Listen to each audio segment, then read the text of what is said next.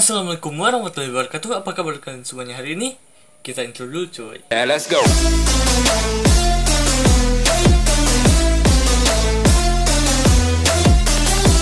Oke, nah di video ini kita bakalan membahas atau mereaksi video nih. Dan video ini adalah bisa dibilang ini pembelajaran buat Indonesia gitu ya, untuk tidak malu lagi belajar kepada negara tetangga kita ataupun negara-negara lain yang sudah berjaya dalam menangani COVID-19 ini gitu ya bos. Kita bisa lihat bahwa Malaysia sekarang sudah berjaya dalam mengatasi pandemik ini gitu ya bos, dan berhasil menekan terus kasusnya sampai Malaysia bisa memecahkan rekor untuk negara ini sendiri, bahwa kasus paling sedikit di negara Malaysia berjumlah 2 orang saja gitu ya bos, dengan satu kasus impor dan satu kasus lokal gitu ya bos. Nah, ini sangat-sangat patut menjadi pelajaran untuk Indonesia gitu ya bos. Tapi ya ini sangat susah sih untuk bisa dibilang perbedaan skalanya juga sangat-sangat jauh gitu ya bos. Misalkan di Indonesia untuk satu kasus di Malaysia saja mungkin Indonesia bisa mendapatkan 50 kasus ataupun 100 kasus gitu ya bos, karena perbedaan jumlah penduduknya juga gitu ya bos. Misalkan di bagian ini, di kota ini ada satu kasus, belum lagi di kabupaten lain, di kota lain gitu ya bos, ataupun di provinsi lain juga gitu ya bos. Jadi berbeda dengan Malaysia gitu, hanya ada beberapa kota saja, daerah saja di Malaysia gitu ya bos. Berbeda dengan di Indonesia, sangat sulit gitu sih untuk bisa menekan di Indonesia gitu ya bos. Tapi kalau masyarakat Indonesia sangat patuh gitu ya bos dengan peraturan pemerintah, bisa melakukan PSBB dengan baik, pastinya Indonesia juga bisa menekan angka COVID ini gitu ya bos. Tidak bertambahnya juga tidak akan terlalu banyak sih.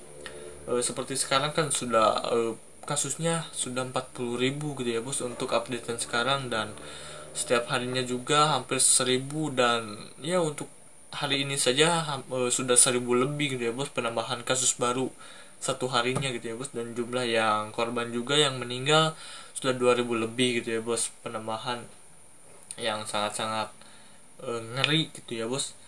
Nah oke, jadi sekarang kita bakal saja menonton bagaimana seharusnya Indonesia bisa belajar dari negara-negara yang sudah berjaya ataupun ya berhasil dalam menangani kasus COVID-19 ini gitu ya bos.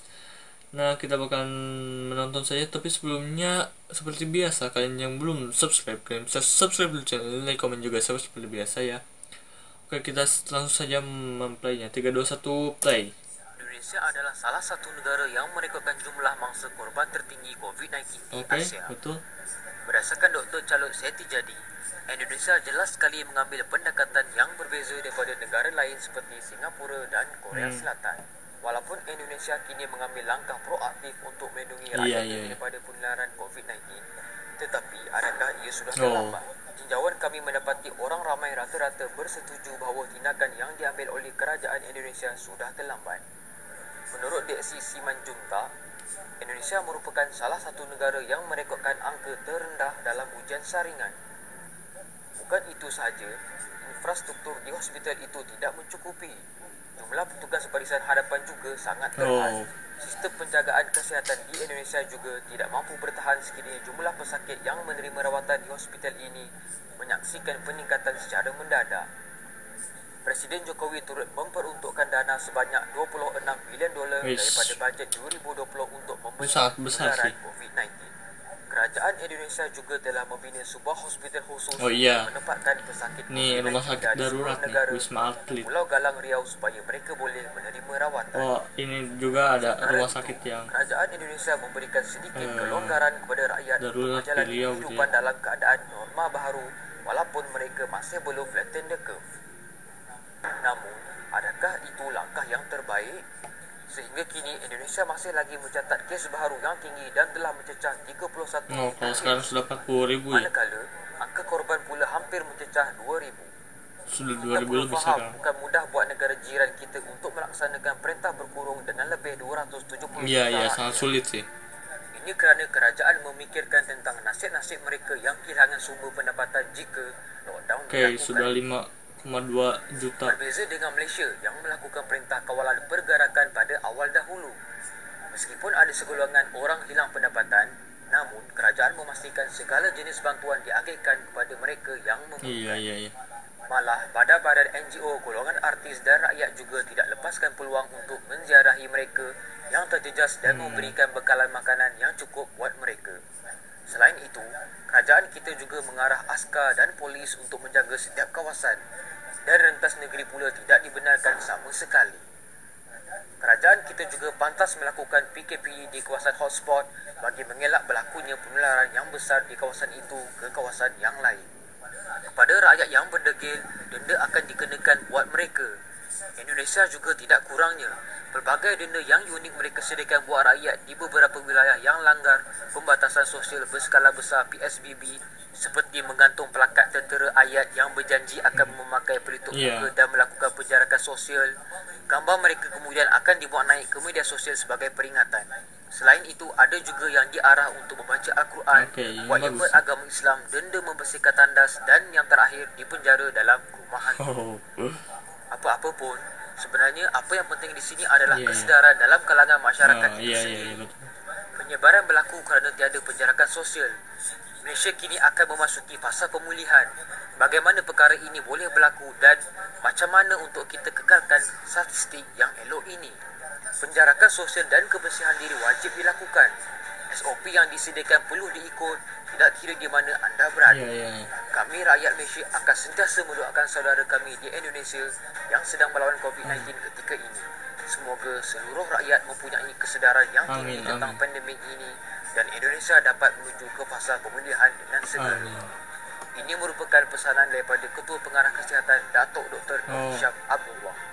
Kita jaga diri kita, kita jaga keluarga kita, kita jaga komuniti kita dan kita jaga negara.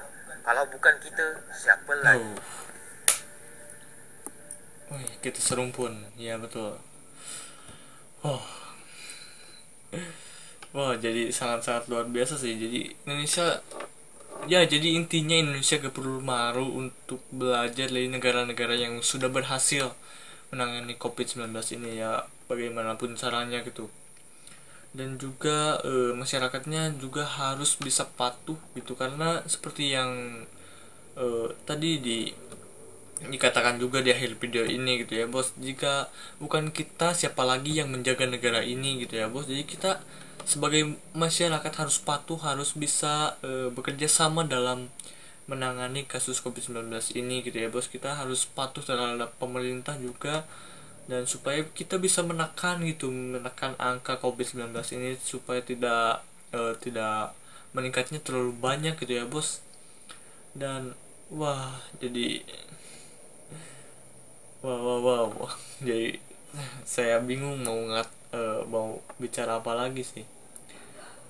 Jadi intinya sih kita sebagai masyarakat harus patuh ya, itu saja gitu, harus disiplin gitu ya, harus bisa menjaga negara dengan baik gitu ya bos, harus bisa menjaga rumah sendiri gitu.